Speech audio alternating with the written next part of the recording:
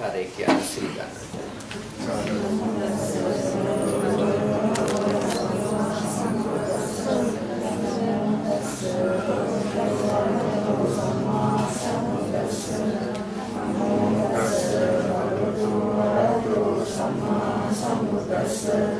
බුද්ධං शरणं गच्छामि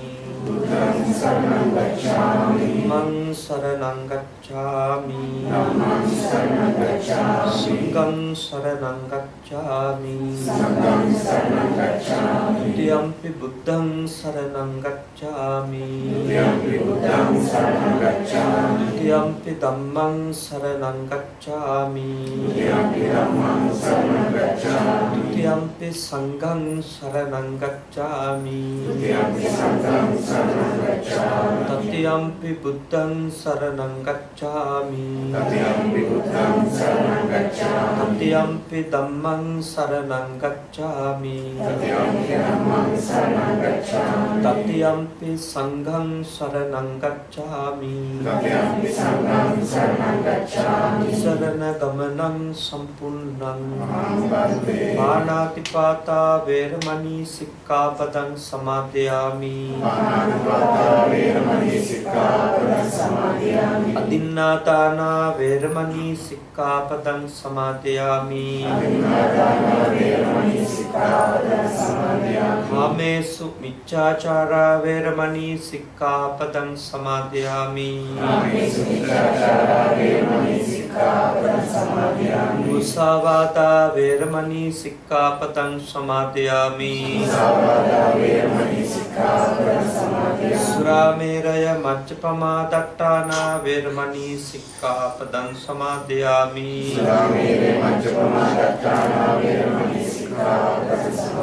अपमादेन सम्पादेत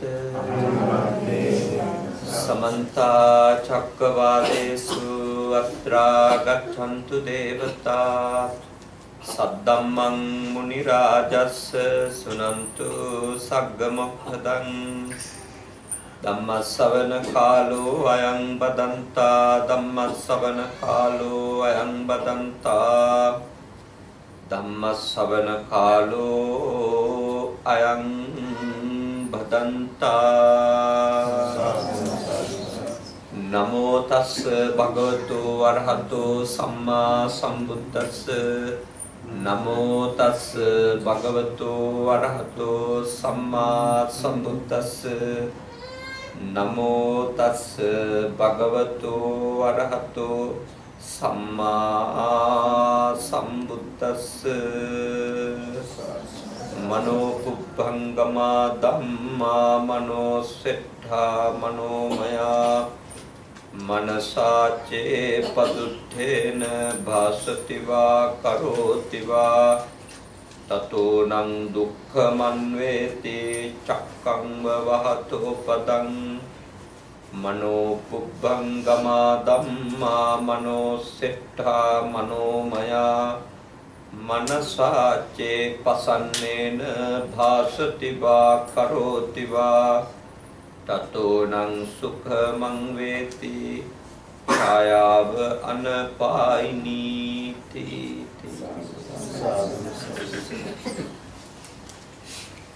कारुणिक श्रद्धाकामी पितृතුනි මේ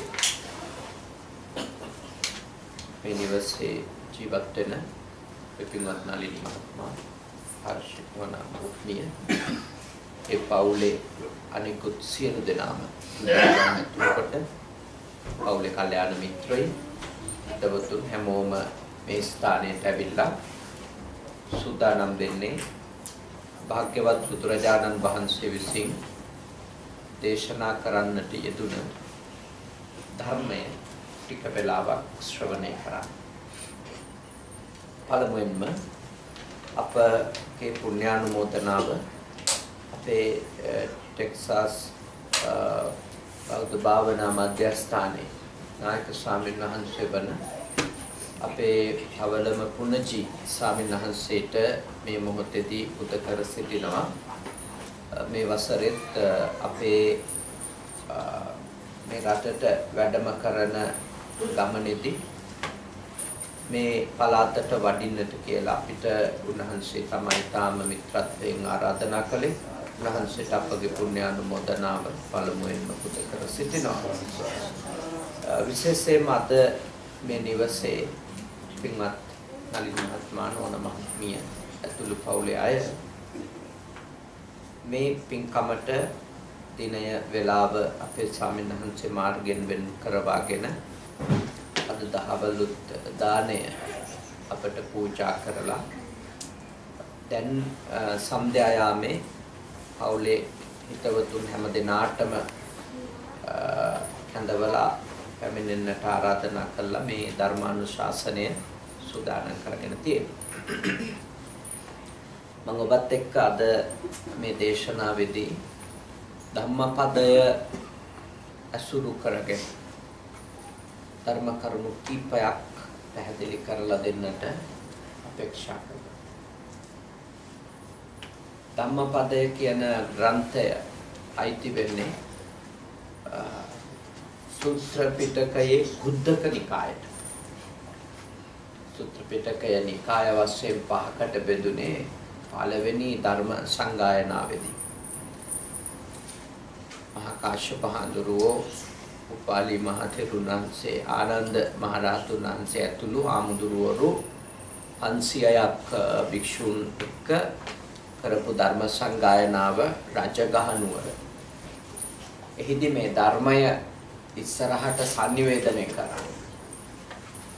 පහසු වෙන්න භාග්‍යවතුන් වහන්සේ විවිධ තැන්වල කරපු දේශනා නිකාය වශයෙන් 5කට බෙදුවා.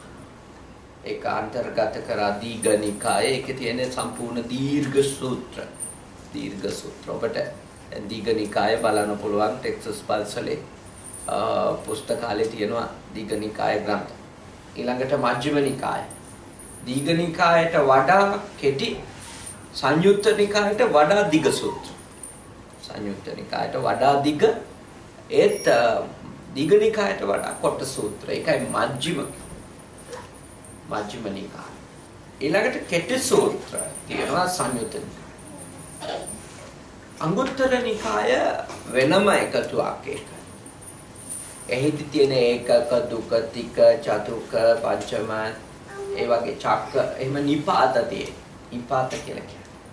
ඒක ලස්සන වර්ගීකරණයක්. ඒකේ තියෙන්නේ බුදුහාඳුරෝ එක ධර්ම කරුණක් විතරක් කියපු සූත්‍ර තියෙන්නේ ඒකක නිපාත.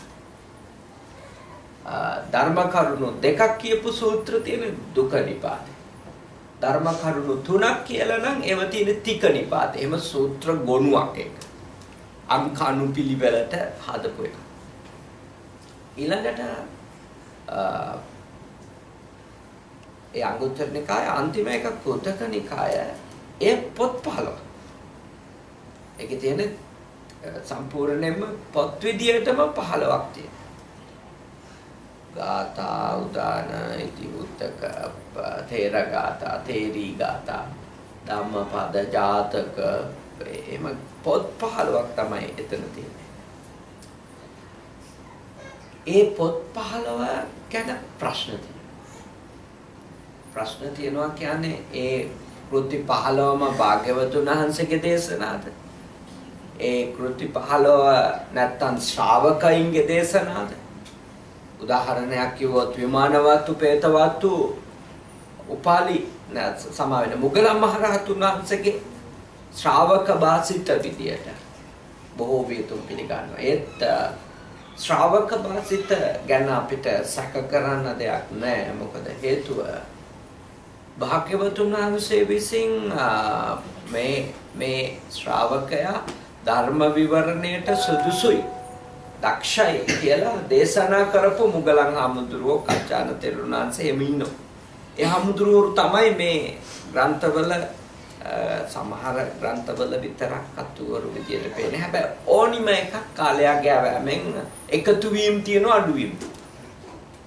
ඒ ඕනිම එකක ස්වභාවයක ඕනම එකක යම් පොඩි සූත්‍ර එකතු වෙලා ඇති පළවෙනි දෙවෙනි සංගීති දක්වා එනකොට ඒක ගැටලුවක් වෙන්නේ නැහැ. මොකද හේතුව ඕනම දෙයක් පවතින සංවර්ධනය. වෙනස් කර කර පවත්වගෙන ඇවිල්ලා තියෙන සමහර දේවල්. ඒත් මුල් සූත්‍ර ඒවට කියන්නේ early Buddhism කියලා කියන්නේ. මුල් බුදු සමයට අයිති සූත්‍ර ඒවා එකක්වත් වෙනස් වෙලා නැහැ. පසු කාලීන ඔය ග්‍රන්ථවල තත්වය ගැන එහෙම කිව්වට දීඝ නිකාය, මජ්ක්‍ධිම නිකාය, සංයුත්ත නිකාය වැනි සූත්‍රවල මේ කොටස්වල කිසිම සූත්‍රයක් වෙනස් වෙලා තියෙනවා කියලා බටහිර වියතුන් පිළිගන්නේ නැහැ, පෙරදිග වියතුන් පිළිගන්නේ නැහැ. ඒවා බුදුහාඳුරුවන්ගේ වාසිතය එහෙම කටපාඩමින් අරගෙන ඇවිල්ලා තියෙනවා කියලා තමයි ඒගොල්ලෝගේ පිළිගැනීම. ඒගොල්ලෝ මේ භාෂාව පරීක්ෂා කරනවානේ. මේ යුගයේ මේ විදියටද පාලිය තිබුණේ. මේ යුගයේ මේ විදියටද. එතකොට ඒ පාලි භාෂාවේ පරිණාමය බල තමයි කියන්නේ මේක වෙනස් කරපු එකක්ද මේක නැත්තම් පැරණි එකක්ද. එහෙම බලලා ඒගොල්ලෝ කියනවා මධ්‍යග මජ්ක්‍ධිම සංයුත්ත කුද්දක නිකායේ බොහෝ ග්‍රන්ථ වෙනස් වෙලා නැහැ. අපි තෝරගන්න ධම්මපදයේ අයිති කුද්දක නිකාය. ඒ ඊටාම මේ සංක්ෂිප්ත දේශනාවලට අපිට පෙන්වන්න පුළුවන් හොඳම උදාහරණ ග්‍රන්ථය. දැන් බුද්ධ දේශනාව සංක්ෂිප්ත දේශනා විස්තර දේශනා කියලා තියෙනවා කොටස් දෙකක්. සංක්ෂිප්ත දේශනා කියන්නේ කෙටියෙන් කරපු ඉගැන්වීම. විස්තර දේශනා කියන්නේ ඒකම විවරණය. ඒ යම්කිසි උද්දේශයක් කියලා ඒක විස්තර කරපුවා. උදාහරණයක් විදිහට මෙහෙම කිව්වොත් දස ධම්ම සූත්‍රයේ බුදුහාමුදුරු උද්දේශයක් කියන මාතෘකාවක් කියනවා. මහණෙනි මම නුඹලට දස ධර්මය දේශනා කරනවා. ඊළඟට උන්වහන්සේ පෙන්නන මොනවද දස ධර්ම? ඒක තමයි විත්තා. ඊළඟට ධම්සපවතුන් සූත්‍රයේදී මම නුඹලට චතුරාර්ය සත්‍ය දේශනා කරනවා කියලා උන්වහන්සේ මොකද්ද චතුරාර්ය සත්‍ය? දුක්ඛ කියන්නේ මොකද්ද? සමුදය කියන්නේ මොකද්ද? කෙටි විස්තර කරගෙන යනවා. ඒකට කියන්නේ විස්තර. එතකොට සංකීර්ත කෙටියෙන් කරපු දේශනා අතර ධම්මපදය විශිෂ්ටයි. ඒ අපි සාමාන්‍යයෙන් අපේ බෞද්ධයින්ගේ විවහාරේ තියෙන්නේ අර මේ ක්‍රිස්තියානියාට බයිබල් එක වගේ, ඉස්ලාම් අයට කුරාන් එක වගේ, බෞද්ධයින්ට තියෙන නිතර දෙවේලේ පරිහරණය කරන්න තියෙන පොත තමයි ධම්මපද. මොකද මුළු සමස්ත ත්‍රිපිටකයේම තියෙන සාරය ධම්මපදයේ තියෙනවා. මුළු ත්‍රිපිටකයේම කතා කරපු සෑම දෙයකම මේ සාරයක් මිරිකලා ගත්තොත් ඒක තමයි ධම්මපදයේ තියෙන්නේ. දැන් මම ගාථාවක් විදියට කියපු මනෝ පුබ්බංගමා ධම්මා කියන ගාථාවේ ගත්තොත් එහි කතා කරන මූලික අදහස මේ මනස හොඳට සහ නරකට කියන දෙකටම මූලික කාරණා. මූලිකම කාරණා එක කියනවා. මනෝ පුබ්බංගම ධම්මා. සෑම ධර්මයක්ම පවතිනේ මනස පූර්වාංගම වෙලා, මනස මුල් වෙලා. හිත තමයි මුල්ම එක. එතකොට දැන් මෙහෙමයි බුද්ධාගමේ කියනවනේ චේතනාහම් භික්ඛවේ කම්මං වදාමි. ඒක තමයි මනෝ පුබ්බංගම. චේතනාහම් භික්ඛවේ. මහණෙනි මම කර්මය කියලා කියන්නේ සචේතනික සවිඥානික සිතුවිලි. සවිඥානික සිතුවිලි. දැන් සිතුවිලි තියෙන පුළුවන් අවිඥානික අනවබෝධයෙන් එහෙම එකක් නැතුව ඒ බුද්ධාගමේ කියන්නේ කර්මය කියලා කර්මයක් සිද්ධ වෙන්නේ සවිඥානික සිතුවිල්ලක් මුල්. සවිඥානික සිතුවිල්ල. එතකොට යම් කිසි කෙනෙක් මනස තුල පදුට්ඨේන මනස දූෂිත මනස භාසතිවා කරෝතිවා කිව්වොත් යම කළොත් යම භාසති කිව්වේ කිව්වොත් කරෝති කිව්වේ කළොත් තතෝනං දුක්ඛමන් වේති අන ඒකේ දුක ඒකෙන් ඇතිවෙන නරක විපාකය අන්වේති එයත් එක්කම එනවා අනුව ගමන් කරන මොන වගේද චක්කං වහතෝ පදං චක්කං කිව්වේ කරත්තයක තියෙන රෝදේ ඒක ගැලත් එක්ක හරක යන තාක්කල් ගමන් ඒ වගේ තමයි අපි සංසාරේ යම්කිසි භවයක ඉපදුනාද අපිත් එක්ක ඒක නරක විපාක දිදී එනවා නරක විපාක දිදී එනවා දැන් ඒ උදාහරණේ හරි ලස්සන එකක් ඒ උදාහරණේ හරි ලස්සන එකක් කියන්නේ දැන් මම ඉස්සර හිතුවා මේ උදාහරණෙ ඉතින් අදට කොහොමද ගැලපෙන්නේ මේ ගැල් නෑනේ නේද අරත රෝද එහෙම නෑනේ දැන් මේක කිව්වට අලුත් කාලේ අලුත් ලෝකේ ජීවත් වෙන ළමයෙකුට මේ එක්සැම්පල් එක කොහොමද ගලපන්නේ සමහර විට කරත්ත දැකලත් නැතුව ඒ හින්දා ඉතින් ඔකට ඔය ලොකු ලෝරියක් බරපතලපු කන්දක් අදින එකක් ඒ වගේ ලොකු මේ ට්‍රක් එකක තියෙන රෝද වගේ කියලා කිව්වොත් මේ කටියන්ට තේරෙයි. ඒ වුණාට ඒක එහෙම වෙනස් කරන්න හොඳ නැහැ. ඒක හොඳ නැහැ කියලා මට පස්සේ තේරුණේ මොකද ඒ කරත්ත රෝදයි ලොරි රෝදයි සමාන නැහැ. ගෙවෙන විදිය සමාන නැහැ. ලොරියක මේ ටයර් ඉක්මනටම ගෙවෙනවා.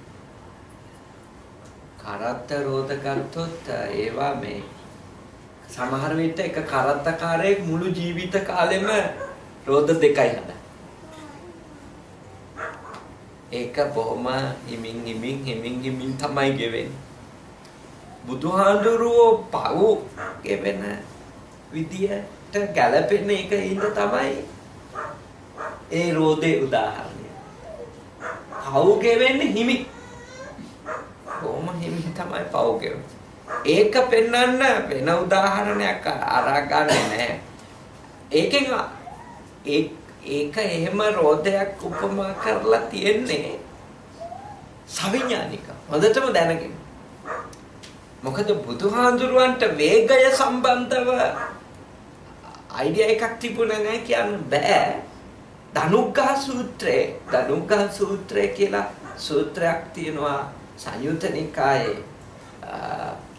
එහි මේ මම කියුවා එහි කියනවා මේ පින්වත් මහණෙනි එක පුරුෂයෙක් ඉන්නවා යාට පුළුවන් වේගයෙන්ම විදපු මේ ඊතල හතර කොනට විදපු ඊතල හතරක් වැටෙන්න පෙර ඉහළයි හතරම අල්ලන්න පුළුවන් එක පුරුෂයෙක් ඉන්නවා කියලා හිතා. එයාගේ වේගයට වඩා වැඩි සඳහිරු දෙදෙනාගේ වේගය. ඒ කියන්නේ ඉරයි හඳයි ගමන් කරන වේගය බුදු හිමියන් කියනවා මේ. ඒ කියන්නේ ආලෝකයේ වේගයනේ. ආලෝකයේ වේගය ඊට වඩා වැඩි. අර විදපු ඊතල හතරක් බිමට වැටෙන්න කලින් අල්ලන්න පුළුවන් තනිමිනියෙක් හතරම දුවල කියලා අල්ලන්න පුළුවන් තනිමිනියෙක්ගේ වේගයට වඩා වේගවත් ඉර සහ හඳ සඳහිරු දෙදෙනාගේ වේගය ශීඝ්‍රතරං කියන ශීඝ්‍රයි වේගවත්. ඊළඟට දැන් අපේ විශේෂපතේට ගොදුරු වෙන්නේ නැති වේගයක් ගැන උන්වහන්සේ කියනවා ඒ සඳේ සහ ඉරෙහි වේගයට වඩා ශීඝ්‍රතරයි දෙවියන්ගේ වේගය. දෙවියෝ ගමන් කරන වේග දේවතාවුන්ගේ වේගය. ඒක අපි ශ්‍රද්ධාවෙන් පිළිගන්න කාරණා. මොකද වේගය සම්බන්ධව යම්කිසි විද්‍යාත්මක පරීක්ෂණයක් කරන්න අපිට තාම නොහැකි සමහර විට ඒලියන්ලා වගේ අය නේ. කොච්චර වේගෙන් ගමන් කරනවාද කියන එක මේ රටවල් වල ඉන්න ඇතැම් පරීක්ෂකයෝ සොයමින් ඇති. ඒත් දෙවිවරු ගැන ඒගොල්ලෝ පිළිගන්නවද නැද්ද දන්නේ නැහැ. ඉතින් දෙවියන්ගේ වේගය බුදු හිමියන් කියනවා ආලෝකයේ වේගයට වඩා වැඩි. සඳහිරුගේ වේගයට වඩා වැඩි දේවතාවාගේ වේගය, ගමන් කරන වේගය.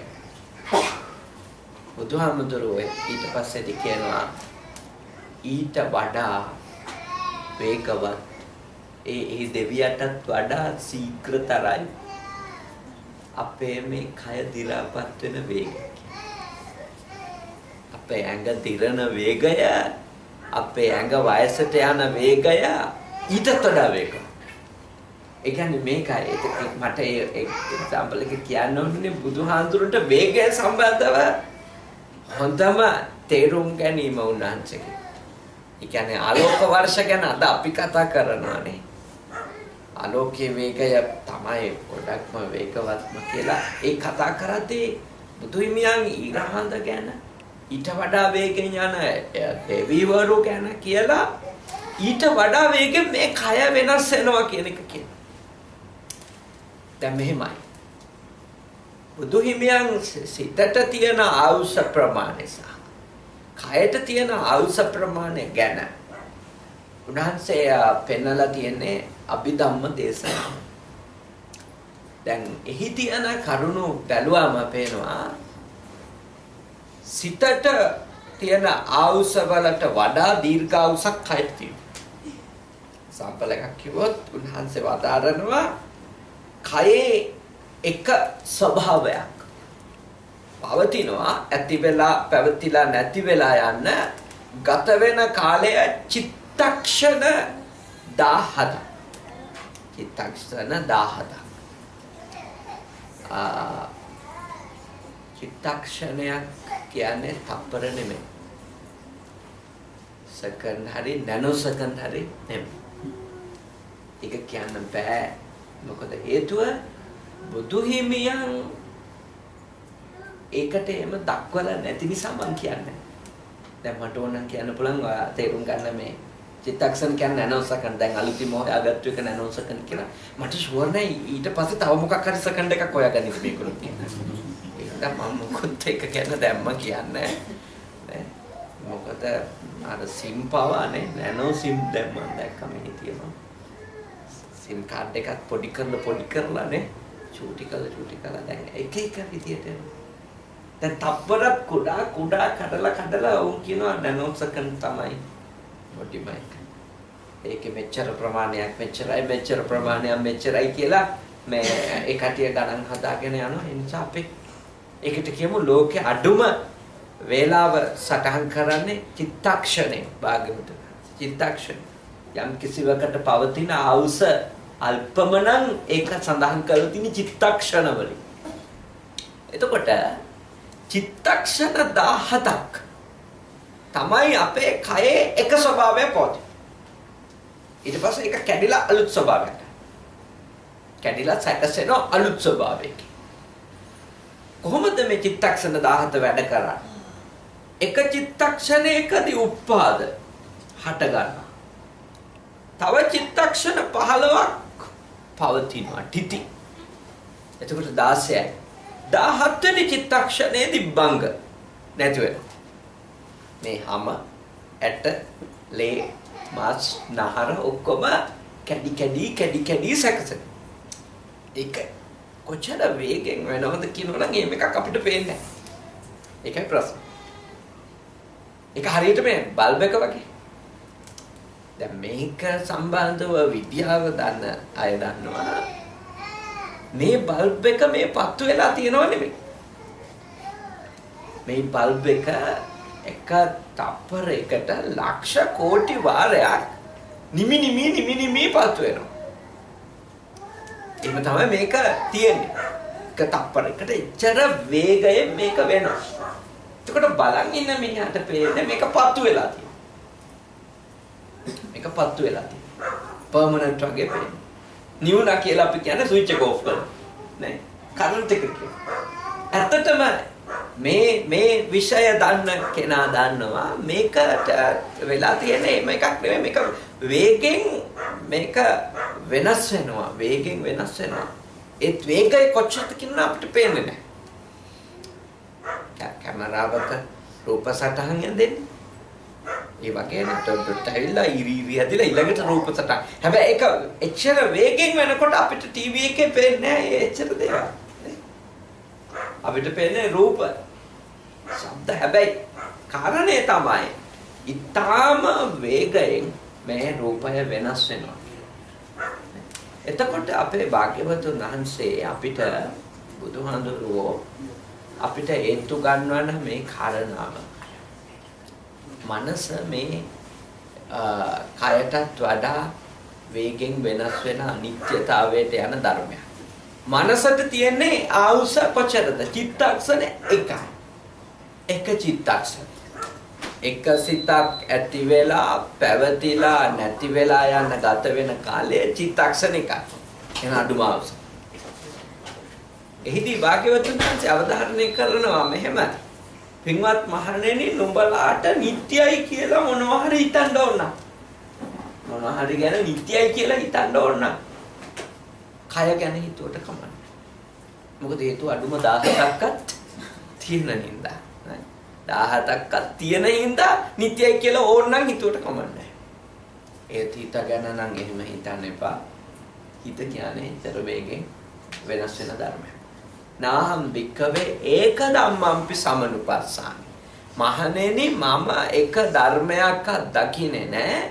යතයිදම් භික්ඛවේ චිත්තං. කොහොමද කියනවා නම් මහණෙනි මේ හිතට සමාන කරන්න පුළුවන්. එක ධර්මයක් දකින්නේ. සිත කියන්නේ ධර්මයක් නේ. ඒක රූපයක්, ශබ්දයක් නෙමෙයි ඒක ධර්ම. ඊට සමාන කරන්න පුළුවන් එකක්වත් දකින්නේ නැහැ කියලා තමයි බුදුහාඳුරෝ කියන්නේ. ඒ හින්දා මේ හිත තුලින් රැස් කරන කර්ම ඒවා ක්‍රියාත්මක වෙන හැටි ගැන බුදුහාඳුරෝ දෙන ගැලේ උදාහරණය අදටත් ඒක අදාළයි. මොකද හේතුව මම බැලුවා අර මේ නොපෙක්කාරි කියලා තෙල් කට්ටියගේ තෙල් රටවල් වල ඔපෙක් ඒකේ කතාවක් මේ කටාර් ෂේක් කරන කටාර් රජු කරන එකක් යා කියනවා මගේ මුත්තා මේ ඔටුවක පිටේ තමයි ගියේ. හැබැයි මගේ තාත්තා තෙල් හොයාගත්තා. ඒ හින්දා මේ අපි වාහන පදින තැනට ආවා. දැන් අපි ඒකේ උපරිමයටම ගිහිල්ලා මගේ පුතා හැම වලින් යන තැනටම ඩෙසර්ට් එක තරණය කරන්න එයා පෙළඹිලා තියෙනවා. හැබැයි මගේ පුතා මගේ මීමුණු පුරා මම විශ්වාස කරනවා ආයෙත් ඔටුවක පිටේ. එයා කියන්නේ කතාශේ කියන්නේ නේ අවුරුදු 3කට විතර කලින් යා මේක කියන්නේ ඒ සමුලුවක. ඒකෙන් පේනවා භාග්‍යවතුන් වහන්සේගේ උපමාව ආයෙත් ලෝකේ අපේ ඇස් දෙකෙන් දැක්කේ නැතත් අපේ ඊළඟට තුන්වෙනි පරම්පරාව වගේ ආයෙත් ඇස් දෙකට දකි. කරත්ත උපමාව ආයෙත් ඇස් දෙකට දකින්නත් පුළුවන්. සමහර රටවල සමහර තැන්වල අපේ ආසියාතික රටවල ඉඳි නම් අදටත් පේනවා නේ. කරත්තවල සමහර විට තව ජෙනරේෂන් ගණනාවකට පස්සේ විකල්ප විදියට හොයන්න පුළුවන්. එහෙනම් අපි උපමාව වෙනස් කරන්නේ උපමාව විතරම ගැලපෙනවා. කර්මයක් නරක කර්මයක් කරොත් ඒකෙන් එන විපාකය කරත්තේ ගැට ගහපු මේ කරත්තේට සම්බන්ධ වෙලා තියෙන රෝදේ වගේ.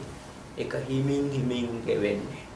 බොහොම හිමින් අනිත් එක ඒ කරත්ත යන පාරවල්නේ. දැන් කරත්ත යන පාරවලුත් ඒ උපමාව තෝර ගැනීමෙත් වැදගත් නේ. කරත්ත යන්නේ නැහනේ හොඳ සැප පාරවල් වල. දැන් ලංකාවේ නම් හයිවේ එකට මේ ඇතුල් වෙනකොටම කරත්තයක් ඇඳලා කපලා තියෙනවා. කරත්ත දාන. කරත්ත දාන්නේ මෙහි කියලා.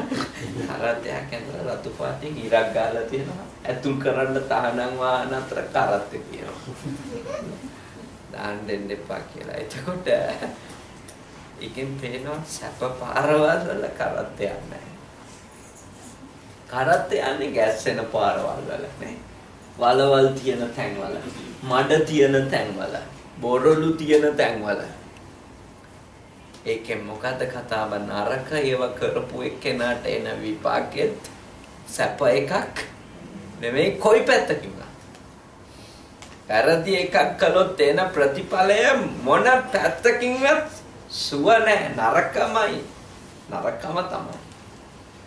කිසිම සුවදායි බවක් උදා කරලා දෙන්නේ නැහැ. ඒ උදාහරණය හරි විශිෂ්ට උතුම් උදාහරණයක්. ඒක එච්චරට වටිනවා මොකද ඒ ධර්ම කාරණය තුන් කාලෙටමයි තියෙන්නේ. උදාහරණෙ තුන් කාලෙටමයි. ඒක මේ කොතනකවත් ප්‍රතික්ෂේප වෙන්නේ නැහැ. තුන් කාලෙටමයි උදාහරණ. දැන් සංකල්ප විදියට අපි තේරුම් ගන්න ඕනේ මේ මනස දූෂිත වූ චෛතසික වලින් තේවල් කිරීම තමයි ඒ වගේ නරක ප්‍රතිඵලයක් අපිට ගෙනල්ලා. අපේ මනස දූෂිත කරන නරක සිතුවිලි සිතුනක් තියෙනවා. ලෝභ සිත, ද්වේෂ සිත සහ මෝහ සිත. සිතුන. චෛතසික විශාල ප්‍රමාණයක්. මේ සිතුන පදනම් කරගෙන චෛතසික අති විශාල ප්‍රමාණයක් උපදිනවා. ලෝභ සිත මුල් වෙලා, ද්වේෂ සිත මුල් වෙලා, මෝහ සිත මුල් වෙලා. දැන් ලෝභ සිත කියන්නේ තණ්හාව මුල් වෙච්ච එක. තණ්හාව මුල් වුණාම අපි ප්‍රධාන වශයෙන් අකුසල කර්ම දෙකක් කරන්න. ප්‍රධාන වශයෙන්. අනිත් ඒවට තණ්හාව සම්බන්ධයි. හැබැයි ප්‍රධාන අකුසල දෙකක් තියෙනවා පස්පව් වල ගත්තොත්. අපි හොරකම් කරනවා. කාම මිත්‍යාචාරය. ලෝභ සිත මුළු. ප්‍රධාන චේතනාව සකසන්නේ ලෝභයෙන්, තණ්හාවෙන්, ආශාවෙන්, රාගයෙන් තමයි හොරකම් කරන්න පොළඹවන්නේ. අපේ පෞල් සංස්ථාව ඉක්මවලා වෙන ජීවිත එක්ක සම්බන්ධ වෙන්න අපව පොළඹවන්නේ. චේතනාව සකසන්නේ. එතකොට තෘෂ්ණාව හෙවත් ලෝභය චේතනාත්මකව ආවට පස්සේ මනසට ඒක මත පදනම් වෙලා කරන ක්‍රියා. ප්‍රධාන වශයෙන් අපි දෙකක් අඳුරනවා. අනිත් ඒවටත් ඒව සම්බන්ධයි.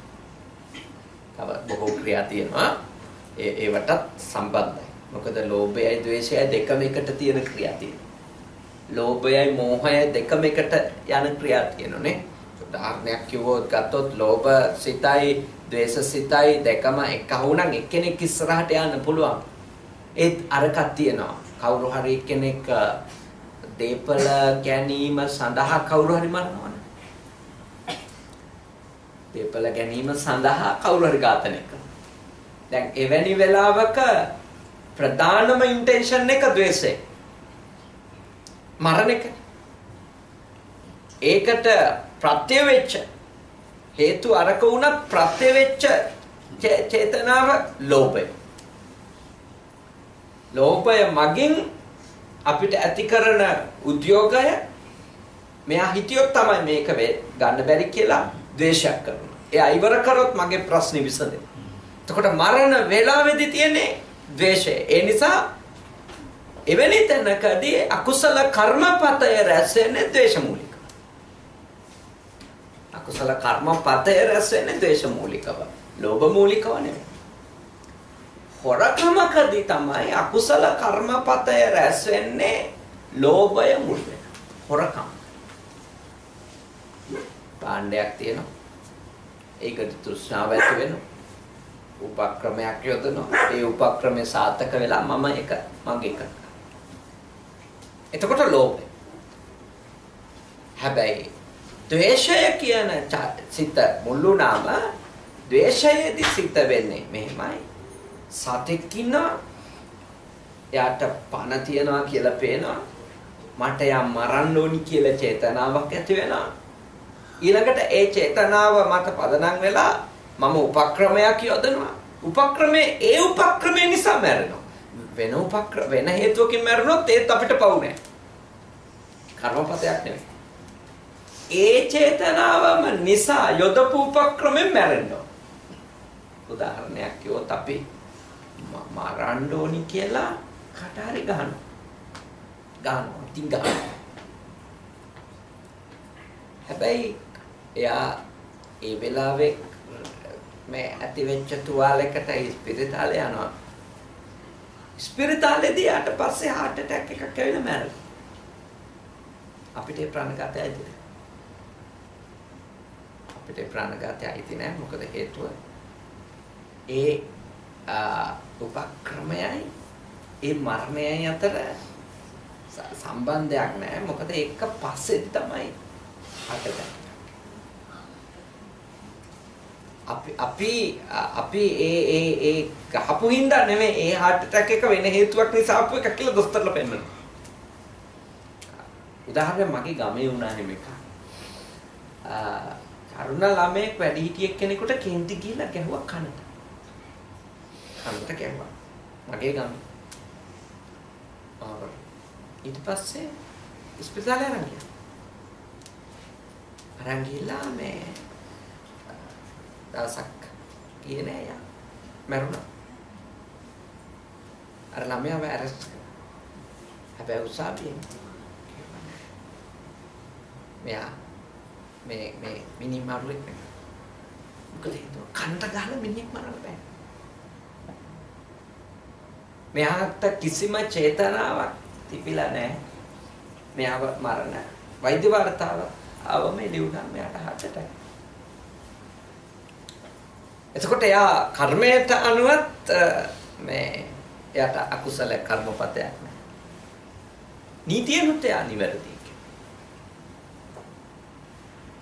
මොකද ඒ වෙලාවේ තියෙන එකත් එක්ක සිද්ධ වුණොත් විතරයි කර්මපතයක්. ඒ හින්දා ද්වේෂය මුල්ුණොත් ප්‍රාණඝාතයක්. නේ ප්‍රාණඝාතයක්. තණ්හාව මුල්ුණොත් ලෝභ ආදීනා දානයක් කාම මිත්‍යාචාරය. මෝහය මුල්ුණොත් සුරාව බීම. මෝහය මුල්ුණොත් සුරාව. ඒ බොන්න වගේ වට ඉතින් අපි පොළඹවන චෛතසිකය මොහ. ඒකේ තණ්හාවක් තියෙන්න පුළුවන්. මෝහය කියන්නේ ව්‍යාකූල බව විසින්ම තමයි අපිට ඇල්කොහොල් වගේ එකක් තෝරන්න අපේ කායික වෙහෙස නිවන්න හරි මානසික වෙහෙස නිවන්න හරි තරහට හරි ආසාවකට හරි කොතනකින් හරි අපි පොළඹවන්නේ මෝහය කියලා තමයි බුදුන් කියන්නේ. ඒකෙන් මිනිස්සු මජ්ජපම මදයට සහ ප්‍රමාදයට පත් වෙන වෙනසක වෙන මුකුත් වෙන්නේ නැහැ. එතකොට එවැනි දෙයක් මිනිස්සේ තෝරන්නේ මෝහයෙන්. මෝහය තමයි චේතනා. ඒක බටහිරදී වුණත් ලංකාවේදී වුණත් මෝහයෙන් තමයි කෙනෙක් සුරාව බොන්න පුළුවන්. ඒකට ලොල් කරන්න පුළුවන් මෝහය නිසා. ඒ කියන්නේ ඒකේ ඇඩික්ට් වෙන්නේ මිනිස්සෙක් මෝහයෙන්. නැත්තම් ඒ සුරාව බීම කියන ක්‍රියාව තුළ කෙනෙක් නියැලෙන්නේ නැහැ. බුද්ධිය දිනු වෙන්න. ප්‍රඥාව දිනු වෙන්න ඥානය වැඩෙන්න මිනිස්සු සුරාව ටික ටික අතහැරෙනවා. එහෙම අන්තිම මොහොතේ සුරාව අතහැරපුවයි. උදාහරණ සරකාණි කියන්නේ සාක්‍යය. එයා මරුණාට පස්සේ භාග්‍යවතුන් වහන්සේ කියා එයාගේ මලගෙද කිඹුල්වත් නුවර නිග්‍රෝධාරාමේ වැඩ ඉන්න කාලේ. ගිල්ල ප්‍රකාශයක් කළා සරකාණි සෝතාපන්නයි. සරකාණි සෝතාපන්නයි කියලා බුදුහාමුදුරු ප්‍රකාශයක් කළා. හැබැයි සරකාණි තුන් වෙලටම බිබී හිටිය මිනිසයා කියලා මුළු සාක්‍යය ඔක්කොම දන්නවා. බුදුහාමුදුරුවෝ පන්සලට වැඩියට පස්සේ සාක්‍යෝ ටික hina වෙන්න ගත්තා. මෙච්චර බිබී හිටපු සරකාණි සෝතාපන්න නම් දැන් මේ කිඹුල්වත් නුවර සෝතාපන්න නැත්තේ කවුද කියලා. hina වෙන්න ගත්තා. මහානාම ශාක්‍ය රජුරවන්ට හරියට හිතට අමාරුයි මේකට. ඒ බුදුහාමුදුරන්ට hina වෙනවා. එයා හරි ශ්‍රද්ධාවන්තයි. එයා ඇවිල්ලා කිව්වා ස්වාමීනි ඔක්කොම දේශනා නම් ඔබ වහන්සේගේ නිවැරදි තර සරකාණි ගැන කියපු එක නම් සරකාණි ගැන කියපු එකට ඔබ වහන්සේට හරියට hina වෙනවා. බුදුහාමුදුරුවෝ සඳහන් කළා නෑ මම සරකාණි සම්බන්ධව කියපු එක අදටත් ඇත්තක්. ඒක වැරදි එකක් නෙමෙයි. සරකාණි නියත සම්බෝධි පරායනයි. නියත සම්බෝධි පරායනයි කිව්වේ අනිවාර්යෙන්ම එයා පූර්ණ අවබෝධයට පත් වෙලා නිවන් දකින්න එයා සෝතාපන්න වුණා. එයා අපායෙන් නිදහස් වුණා. එතකොට ඇහුවා මේ ඔහු සුරාව බොමින්නේ හිටියේ. දිගටම ඔහු සුරාව බොමින්. බුදුහාම භාග්‍යවතුන් වහන්සේ කරන ඔහුට තුනුරුවම් ගැන තිබුණු ශ්‍රද්ධාව අසීමිතයි. ඔහු අනිත් සිල් රැක්කා. හැබැයි සුරාව පානය කරමින් හිටියත් ඔහු අන්තිම කාලේ ඒකත් අතෑරියා. ඒකත් අතෑරලා ඔහු අන්තිම දවස් කීපය ගෙවුවා. ඔහු මිය ගියේ සෝතාපන්න. මම එක බොරුවට කියන එකක් නෙමෙයි. සරකාණේ වගේ කෙනෙක් ගැන මිනිස්සු දැන තියෙද්දි එහෙම ජීවිතයක් ගෙවුවා කියලා මම ඔහු ගැන කියන්නේ ඔහුගේ ගතිය චුතිය දැකලා ඔහු කොහොමද නික්මුනේ කොතනද ඉපදුනේ කියලා දැකලා තමයි මම මේක කියන්නේ. ඔහු ආත්ම හතයි උපදින්නේ. ඔහු එතනින් එහාට උපදින්නේ නැහැ. ඔහු සෝවාන් වුණා. එතකොට කෙනෙක් මොහය තමයි අන්තිමටම දුර වෙලා යන්නේ නේ. ලෝභ දෝෂ මෝහ මේවයින් තණ්හාව තියෙන තාක්කල් මෝහයේ කොටසක් තියෙනවා. මෝහයේ කොටසක් තියෙනවා. ඒකයි ඔහු සුරාව බොන්නේ. අන්තිම මොහොත දක්වා. සෝතාපන්න වෙනකම්ම එයා සුරාව පානය කරනවා. ඉතින් මේ සිතුවිලි තුන ලෝභ දෝෂ මෝහ දූෂිත සිත් කිලිති සිත් මේවා මුල් වෙලා කරන ක්‍රියාවලට අපි කියනවා පස්පව් දස කුසල් ඒවයින් එන ආදීනවය තමයි භාග්‍යවතුන් වහන්සේ සඳහන් කරන්නේ අපේ ඊළඟ භව ගමනට ඊටාම නරක විදියට බලපෑම් කරනවා. ඊටාම නරක බලපෑම් කරනවා. මම උදාහරණයක් කිව්වා. නිරයන් ගැන විස්තර තියෙනවානේ ධර්ම. අටමහා නිරය ගැන. එයින් ආසන්නයෙන්ම මිනිස් ලෝකෙට ආසන්නයෙන්ම තියෙන නිරය භාග්‍යවතුන් වහන්සේ පෙන්වලා දීලා තියෙන්නේ සංජීවක කියන නිරය. සංජීවක. ඒ නිරය කෙනෙක් උපතිය ලැබුවා.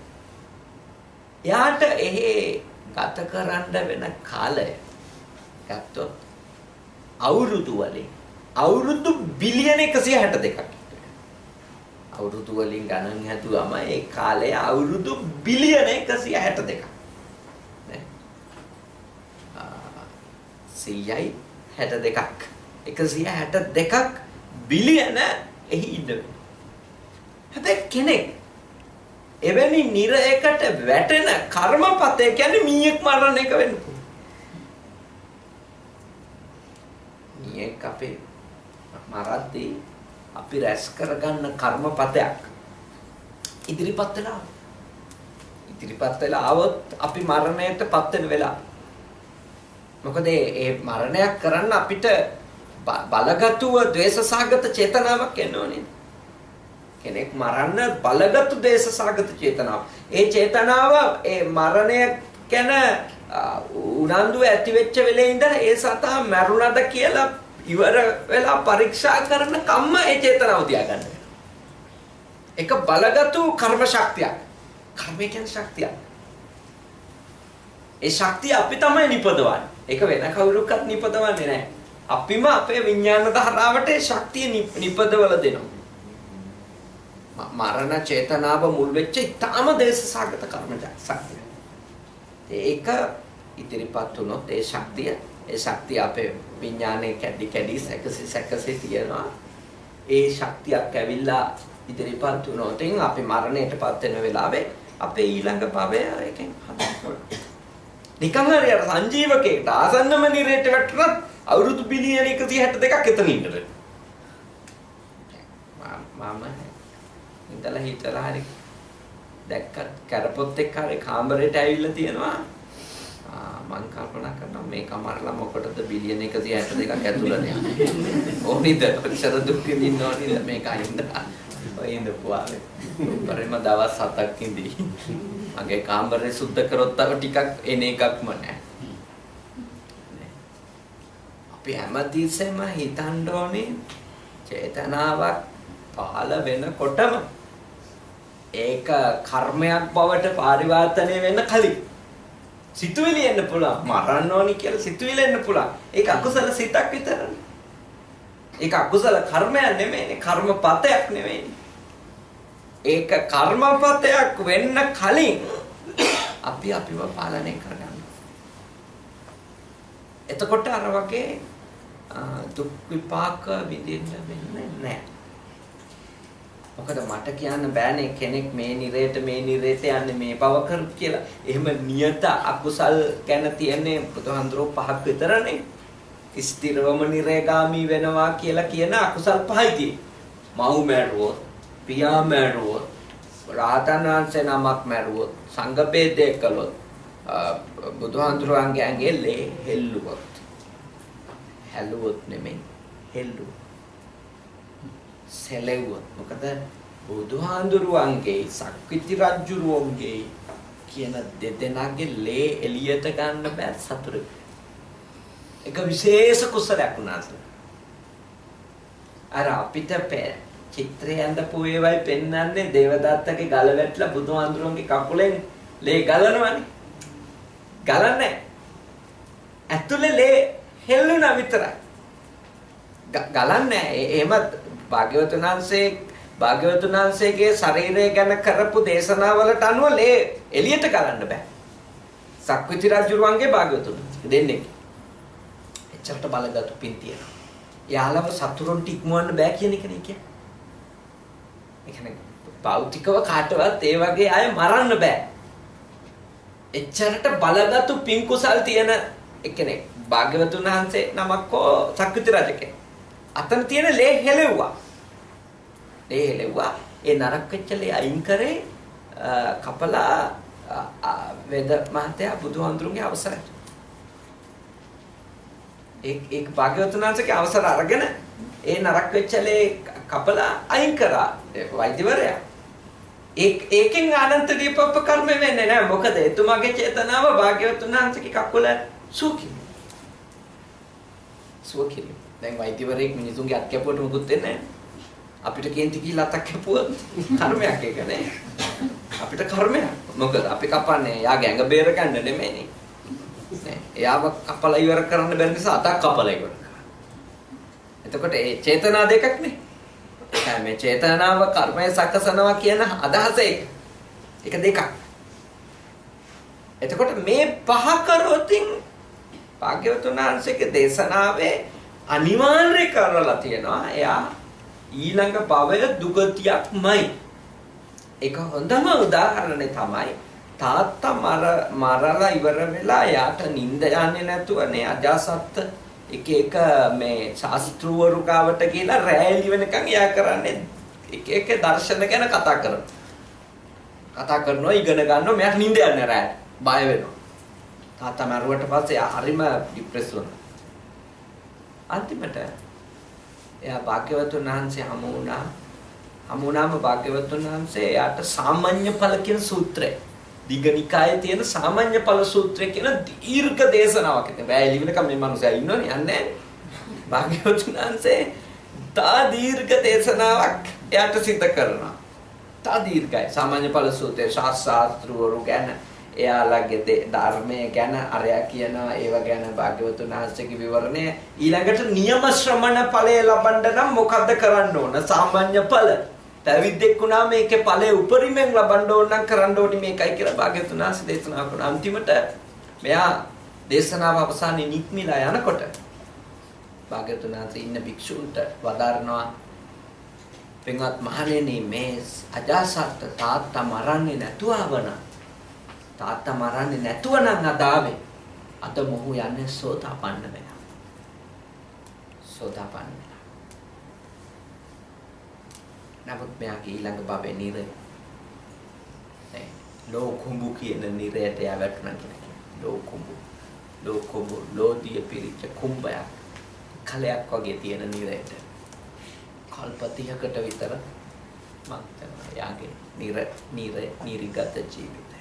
ගොඩාක් පස්සේ පින් කළා බුද්ධ ශාසනයට හරියට උපකාරයි. පළවෙනි ධර්ම සංගායනා පවත්වුවා ධර්මය ආරක්ෂා කරගන්න දේවල් කළා. ගොඩාක් පින් කරා. ඒතර තාත්තා මරපු එකේ අකුසලය නිම වෙන්නේ. ඒකට ඔහු ප්‍රතිවිපාකේ ගන්න ඕනේ. මොකද එයා වපුරපු බීජයක් නේ. ඒකේ අස්සන්නට එයා වග ඒකේ අස්සන්නට එයා වග කියන්න ඕනේ. ඒක කරොත් එනවා දැන්. බටහිරත් සැලකිය යුතු මට්ටමකට දැන් කරොත් එනවා කියන එක පිළිගන්න බව මම බැලුවා ෆිල්ම් එකක් Return to Sender කියලා. Return to Sender. ෆිල්ම් එක කතා කරනවා මේ යන්නේ කෙනාට.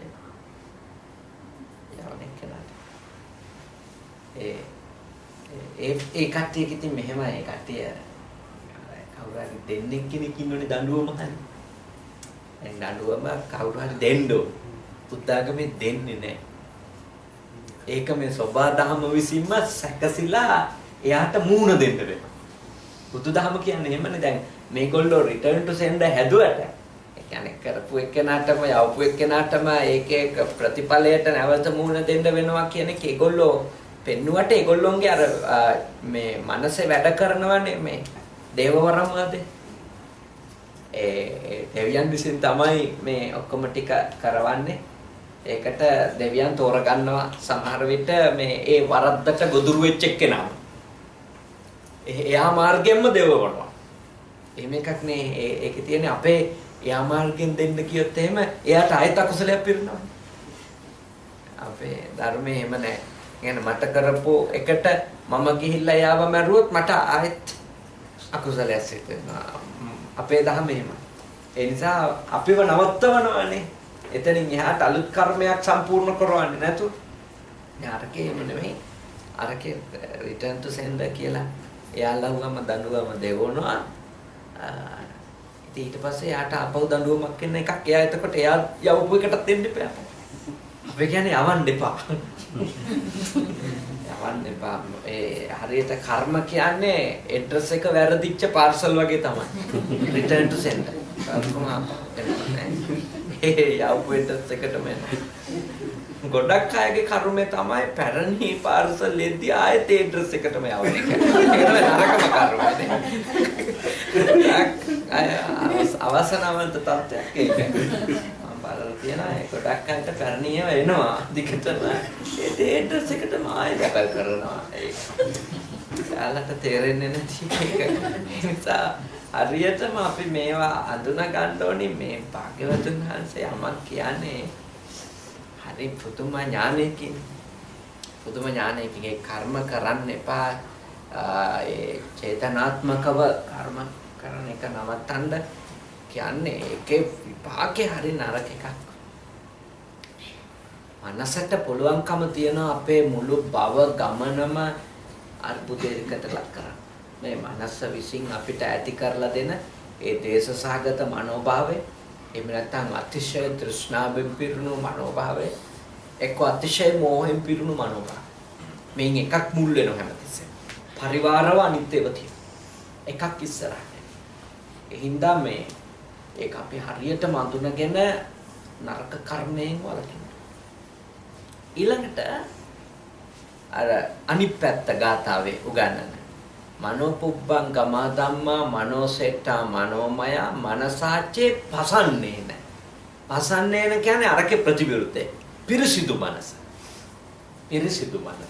පිරිසිදු සිත එනම් අලෝභ අදෝස අමෝහ පිරිසිදු සිත කියන්නේ ලෝභය වෙනුවට අලෝභය මුල් වුණා ද්වේෂය වෙනුවට අද්වේෂය මුල් වුණා මෝහය වෙනුවට අමෝහය මුල් වුණොත් යම් කිසි ක්‍රියාවකට ඒකේ ප්‍රතිඵලය ගැන කියන්නේ ඡායාව අනපායි.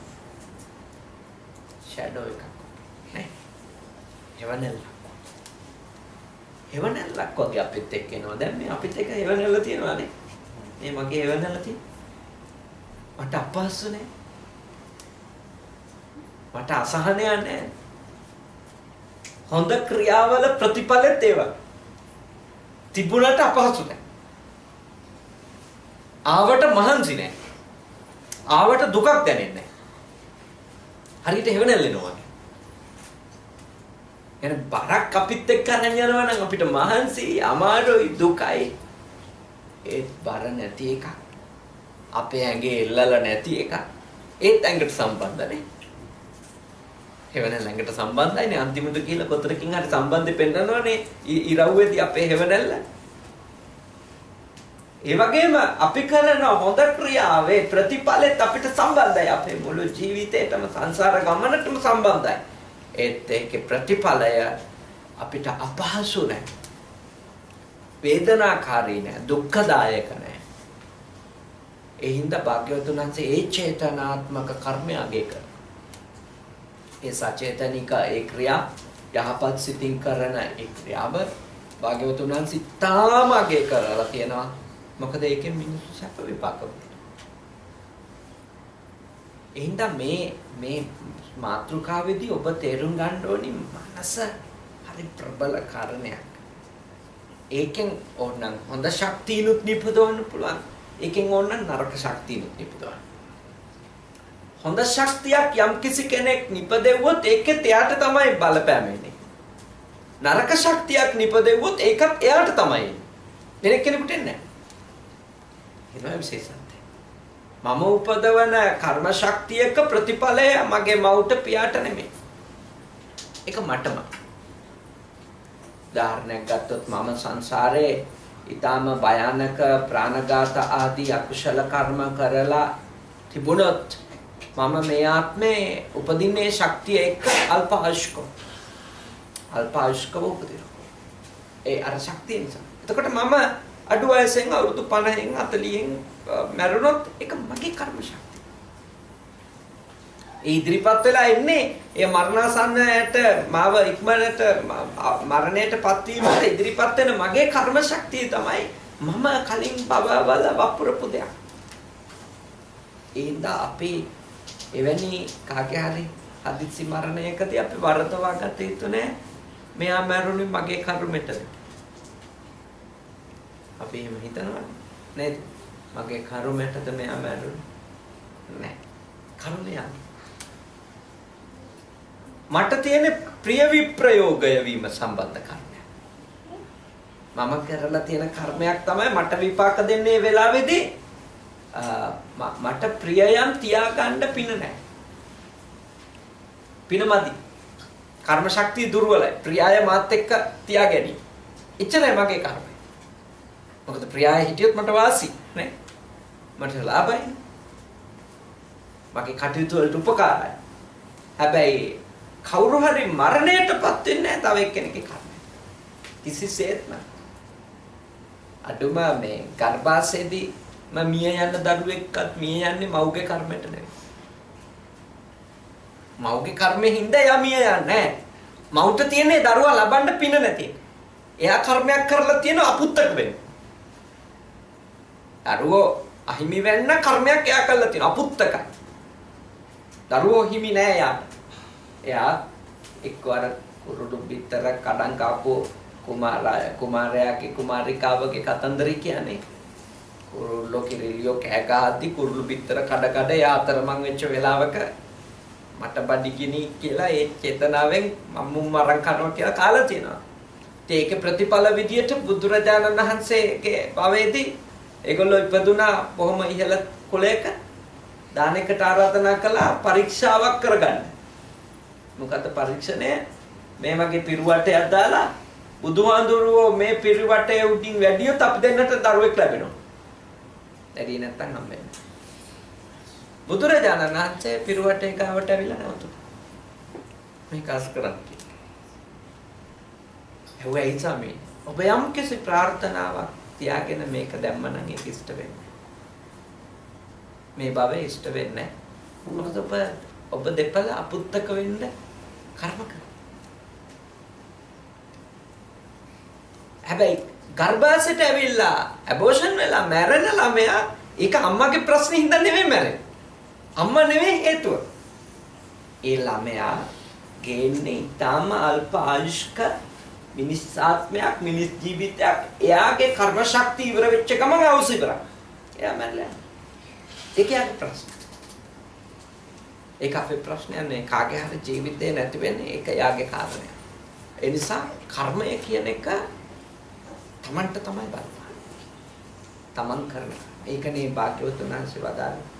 අත්තනාව කතං පාපං අත්තනා සංකිලිසති.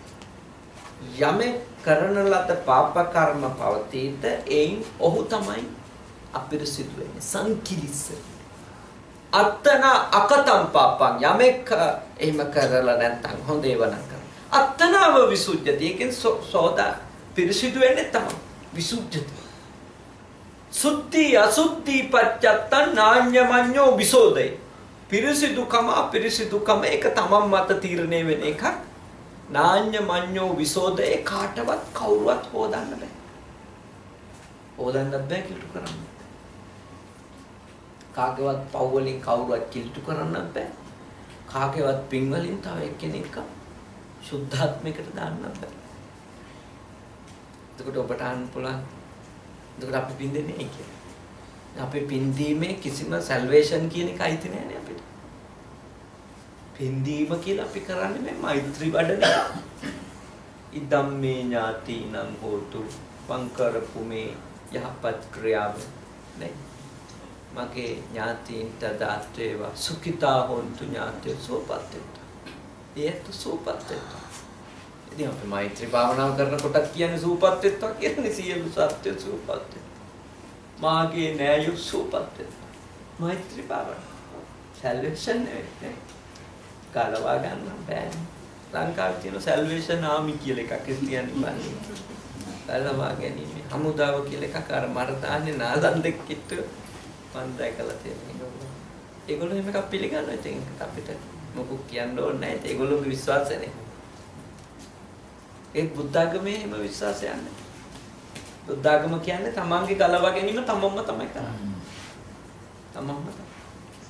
අත්ත දීපා විහෙරත බික්කවේ මහණෙනි තමන්ට තමන්ම දීපයක් වෙන්න, දිවයිනක් වෙන්න වෙන කාටවත් බෑ. අත්ත සරණ අනන්‍ය සරණ තමාට පිහිට තමාමයි. එන කාගේවත් පිටක් නැහැ. ඒ නිසා හිත ගැන පරිස්සම්. හිත ගැන ගොඩක් පරිස්සම් වෙන්න. චේතනාවක් පහළ වෙනකොටම චේතනා එන එක නවත්ත ගන්නත් පුළුවන් නම් විශිෂ්ටයි. අඩුම මේ භවයේදී චේතනාව ක්‍රියාත්මක නොවෙන්න පරිස්සම් කරන්න. ඒකේ හිතේ තියෙන පුළුවන් අනුසය වශයෙන් නරක මනෝභාවයන් ඒවා ඉතින් භාවනාවෙන් දානයෙන් සීලයෙන් දුරු කර ගන්න ඕනේ. ඒත් අනුසය වශයෙන් තියෙන ඒවා පරියුට්ඨාන තත්වයට එනකොට ඒ කියන්නේ ඇවිස්සීගෙන එනකොට දැනගන්න ඕනේ. දැන් ඔන්න ඇවිස්සීගෙන එනවා. දැන් මේ එන්නේ මානෙ. ඔන්න දැන් රාගයක් එන්නේ. මේ එන්නේ මගේ ද්වේෂය. ඔන්න මගේ උද්දච්චය නොසන්සුන්කම ආවා. දැනගන්න. දැනගත්තොත් වීතික්කම එළියට එන එක නවත්ත ගන්න. දැනගත්තොත් අනතුරු කරගන්න එක නවත්ත ගන්න. ඉතින්සෙල්ලම තමන් ගැන හොඳට දැනුවත් වෙන්න සවිඥානික වෙන්න. ඒවට තියෙන ඉතින් ඕන කරන්නේ මේකයි. හැම මොහොතකම සිහිය සහ නුවණ. අංකයකට සිහිය දෙකට නුවණ. මොකද නුවණ එන්නේ හිමින් නිසා මුලින් සිහිය තියෙන එක හොඳයි. සිහියෙන් සැලකිය යුතු ඒවා ටිකක් බේර ගන්න පුළුවන්. නුවණ ඉතින් ප්‍රඥාව කියන එක හිමින් ඇති වෙන එකක් නේ. මේවයි කර්මඵලයේ සිහි වෙලා හේතුඵල සම්බන්ධය වැටහිලා ඒවා වෙනකොට අර කටයුත්ත කෙරලා තියෙන්න පුළුවන්. ඒ නිසා මුලින්ම සිහිය තිබුණත් සෑහෙන බේරගෙන බේර ගන්න පුළුවන්. බුදුහාමුදුරුවෝ ඒකත් හරි ලස්සනට කියලා තියෙනවා. ඒක තැනක මේ ආනන්ද තෙරුණාංශය අහනවා. ස්වාමීනි අපි මේ ස්ත්‍රීන් ගැන කොහොමද කටයුතු කරන්නේ? හාමුදුරුවෝ කොහොමද මේ කාන්තාව සම්බන්ධව දරන්න ඕනේ අදහස. උන්වහන්සේ වදාරනවා පින්වත් ආනන්දය මම නම් භික්ෂූන්ට කියන්න කැමති හමු නොවීම ඉන්න එක හොඳයි කියලා. හාමුදුරුවෝට කියන්නේ හමු නොවීම ඉන්න එක හොඳයි. ආනන්දාන්දරෝ විරෝධය පළ කරනවා. ස්වාමීනි ඒක කරන්න බෑ. කාන්තාව හමු නොවි කොහොමද? ඒත් වෙනවනේ පන්සල. අපිටත් මේ පින්ඩපාතේ ආරෙ මේ ගියා මියත් හම්බ වෙනවා. හමු වෙන්න නවත්තන්න බෑ. ආයෙම. එහෙනම් ආනන්ද මම යෝජනා කරනවා හමු උනා පෛරුපාසානෙට යන්න එපා. කයිවාරුවට. ආනන්දාන්තර එකත් බෑ. ස්වාමීනි ඒකත් වික්ෂුන්ට කරන්න අමාරුයි. කතා නොකරින් එක. ඒත් කතා කරනවානේ අපිත්. අපේ විවිධ ප්‍රශ්න අහනවා. අපිටත් විවිධ අනුශාසනා කරන්න වෙනවා. එහෙනම් ආනන්ද මම උඹලාට යෝජනා කරනවා දේශනා කරනවා සිහිය. ඒ සෑම හමුවීමේ වාර එකදීම සිහිය. එතකොට මොකද අකටයුත්තක් වෙන්නේ? ආනන්ද පොරොත් ඒක ඇත්තට මේ හොඳටම ඇති බුදුහාමුදුරු අනිත් එකම කරන්න බෑ කියලා දන්නවා. ඒකම කරන්න බැරිව කියලා බුදුරජාණන් වහන්සේ දන්නවා වුණාට අර එතෙන්ට එනකන් ආනන්ද හිමියන්ගෙන් ප්‍රශ්න අහනවා. අයි මෙතන නවතින බැරිද කියලා. අන්තිමට උන්වහන්සේ කියන්නේ සිහියෙන් ඉන්න. උන්වහන්සේ කිව්වේ නෑ එහෙනම් ආනන්ද කාන්තාවක් දකිනකොටම ප්‍රඥාව උපදවාගෙන ඔය ඇට සැකිල්ලක් බව දැනගන්න ඕනේ. ඒක හිතනකොට කොහේ නවතිනද දන්නේ නෑ. ඊට වැඩිය හොඳයි. මේ කාන්තාවක් මම කවුද? මම පැවිද්දෙක්. එයා ගිහි කෙනෙක්. මේ රූපය මේ ස්ත්‍රී රූපයක්. ස්ත්‍රී රූපය පුරුෂයාට ප්‍රිය ජනකම රූපය ඒක සිහිය. පස්සේ විදර්ශනා ප්‍රඥාවෙන් එක් පස්සේ පුළුවන් සිහිය. සිහියෙන් හිටියත් ගොඩාක් ප්‍රශ්න තියෙනවා. අපි කවුද කියලා සිහියෙන් ඉන්නවා නම් ඉවරයි ප්‍රශ්නේ. වෙල ගන්න පුළුවන්. මම කවුද? මම අම්මා කෙනෙක්. මම කවුද? මම තාත්තා කෙනෙක්.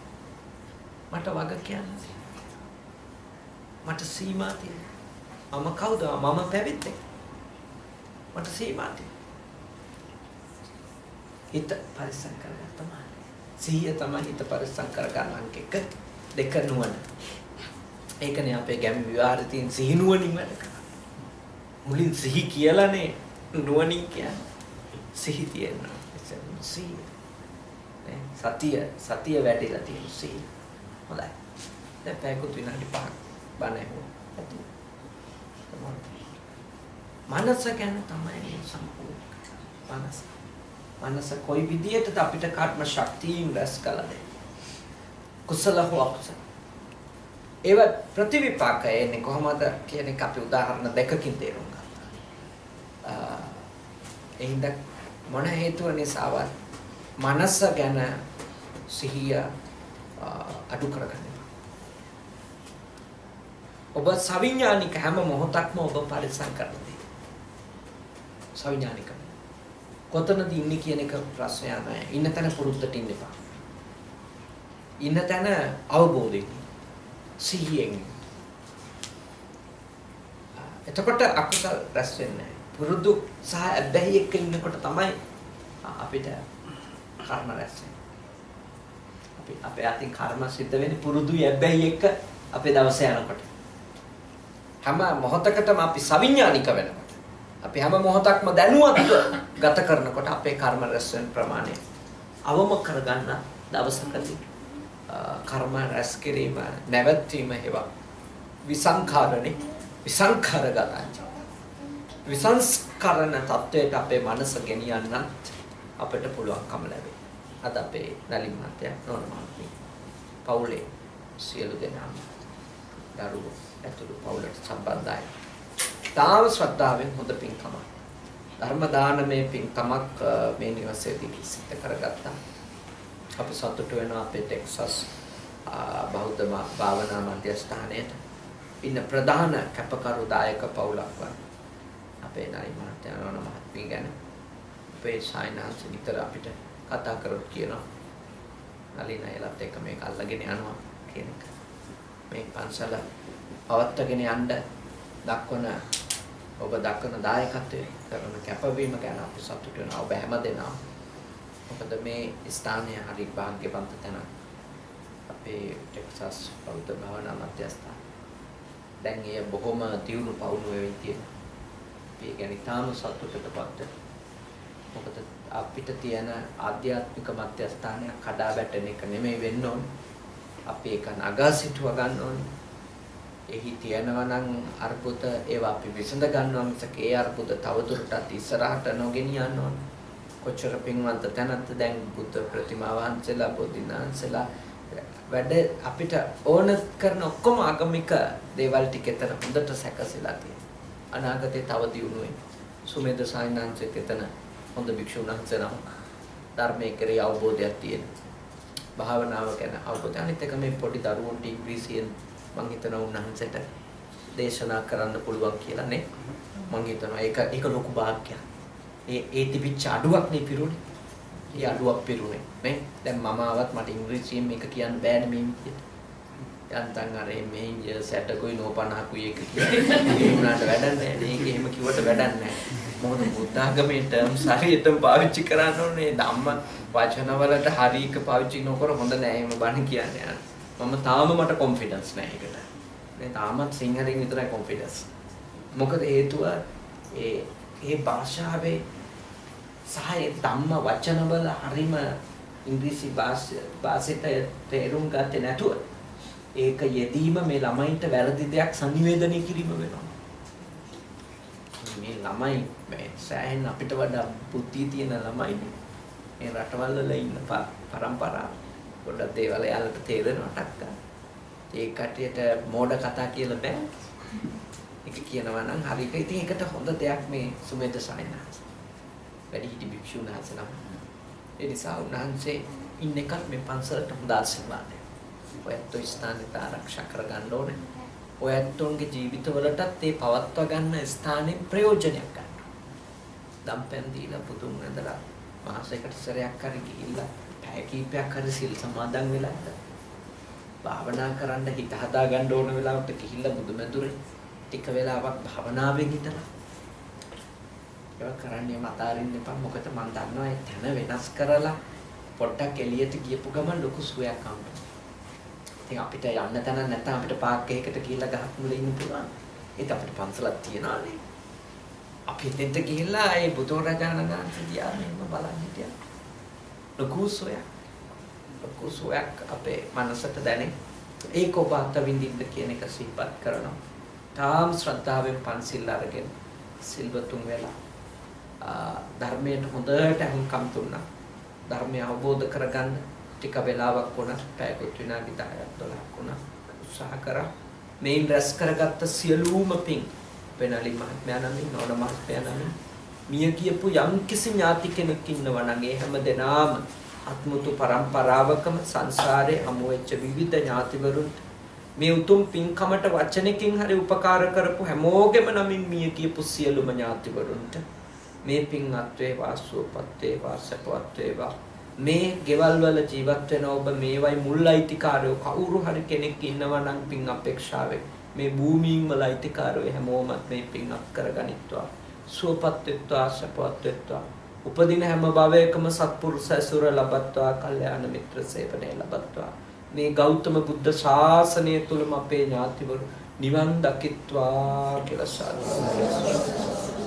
සම්‍යක් දෘෂ්ටික අප විශ්වාස කරන සියලුම දිව්‍ය රාජ සමූහය විෂ්ණු කතරකම සොමන සමන් විභීෂණ නාථ ගම්බාර පත්තිනි දැනි මුණ්ඩාදී උතුම් දෙවිවරු තුතරාෂ්ට විරූඪ විරූපාක්ෂ වෛශ්‍රවනාදී සිව්වරම් දෙවිවරු සක්‍ර දේවේන්ද්‍රෝත්තමයාණන් ඇතුළු සියලුම එතුමන්ගේ සත්පිරිස ඒ වගේම මහා බ්‍රහ්ම රාජෝත්තමයාණන් ඇතුළු එතුමන්ගේ පිරිස ඇතුළු කොට ඇති සියලුම ශුද්ධාවාස වාසී සදිව්‍ය ලෝක වාසී සියලුම දෙවිවරු මේ පින් අත් කරගනිත්වා. සුවපත්ත්වා සපවත්ත්වා සුවසේම අවබෝධය කරාපත්ත්වා. ඒ උතුම් දෙවිවරුන්ගේ අනන්ත ආශිර්වාදේ නලින් මහත්මයාට නෝන මහත්මියට දරුවන්ට ලැබේවා.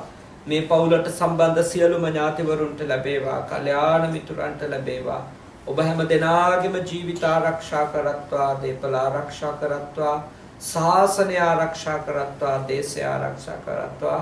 ඔබ හැම දෙනාටම සපක් සාන්තියක් සලසා ගන්නට දෙවිවරුන්ගේ උපකාරයම වේවා. දරුවන්ගේ අනාගතය වාසනාවන්ත කරගන්න දෙවියන්ගේ උපකාරය වේවා. උතුම් දෙවිවරු මේ උතුම් පින් අනුමෝදන් වේවා. සුජීවත්ව සිටින මව්පියවරුන්ට නිදුක් බව, නිරෝගී බව, සුවපත් බව, දීර්ඝායුෂ චිර ජීවනයේ මුදා වේවා. කරදරයක් නොවේවා, බාධකයක් නොවේවා, අපල උපත්‍ර නොවේවා. දෙවියෝ මව්පියන් ආරක්ෂා කරත්වා. දෙවියන් මේ උතුම් පින් අනුමෝදන් වෙලා නිවන් දකිත්වා කියලා අවසාන වශයෙන් ඔබ අප හැම දිනාටම දෙවි දේවතාවුන්ට, අපේ නමින් නීගේ සියලුම ඥාතිවරුන්ට උපදින හැම භවයකම කල්යාණ මිත්‍රසුරම ලැබේවා, සත්පුරුෂ සේවනයේම ලැබේවා. උතුම් ශ්‍රී සද්ධර්මය ශ්‍රවණය කිරීමෙන්, අවබෝධ කිරීමෙන් උතුම් වූ මාර්ගඵල සාක්ෂාත් කරන්නට, නිවන් අවබෝධ කරගන්නට, මේ ගෞතම බුදු සසුනේම සසර දුකින් නිදහස් වෙන්නට මේ පින්කම පාරමී ධර්මයක්ම වේවා වේවා වේවා. ආකාශට්ටා චුම්මට්ටා දේවා නාග මහිත්‍තිකා පුඤ්ඤන්තං අනුමෝදිත්වා චිරං රක්ඛන්තු ලෝක ශාසනං. ආකාශට්ටා චුම්මට්ටා දේවා නාග මහිත්‍තිකා පුඤ්ඤන්තං අනුමෝදිත්වා චිරං රක්ඛන්තු දේශනං. ආකාශට්ටා චුම්මට්ටා දේවා නාග මහිත්‍තිකා පුඤ්ඤන්තං අනුමෝදිත්වා චිරං රක්ඛන්තු මම් පරන්ති.